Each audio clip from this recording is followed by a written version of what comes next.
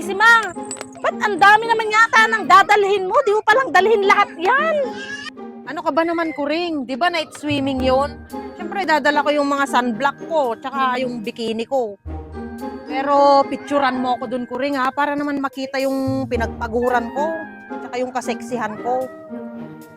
Bikini lang talaga yan si Mang, ha? Bikini lang, ha? Ba't parang sobrang daming bikini naman yung dala-dala mo? Ano, magtitinda ka ng bikini doon? Hindi, pabuhat na lang natin mamaya dun sa kasama natin. Tara na.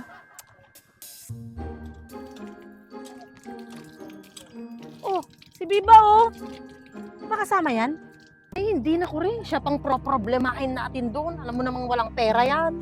Tsaka kuripot naman yan. Siya pang papakainin natin doon. Uy, mga beshi, ano, saan lakad nyo? Mukhang may pupuntahan kayo ah.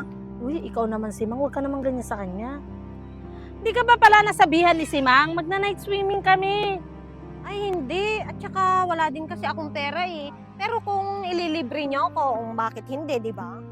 Tingnan mo, kapal ng mukha. Grabe ka naman si Mang, huwag ka naman magsalita ng ganyan. Kaibigan natin yan. Uy, joke lang yun ah. Baka seryosohin nyo. Sige na, aalis na ako. May pupuntahan din kasi ako eh. Yeah, enjoy. Uy, si Mang, ba't naman ginaganon mo si Biba? Di ba nga alam mo naman yung sitwasyon niya? Yung sitwasyon ng buhay niya. Ano ka ba si Mang? Ang tagal na nating kaibigan si Biba. Ang kaibigan ay kaibigan. May pera man o wala. Saan ka ba bumabase ng pagiging magkaibigan si Mang? Sa pera o sa nakukuha mo sa kanya? No offense si Mang ha. Sa palagay ko, kapag ako rin ang nawalan, ang tingin mo rin sa akin, wala nang halaga, hindi na kaibigan. Sa ginagawa mong ganyan si Mang, walang magtatagal na kaibigan ka.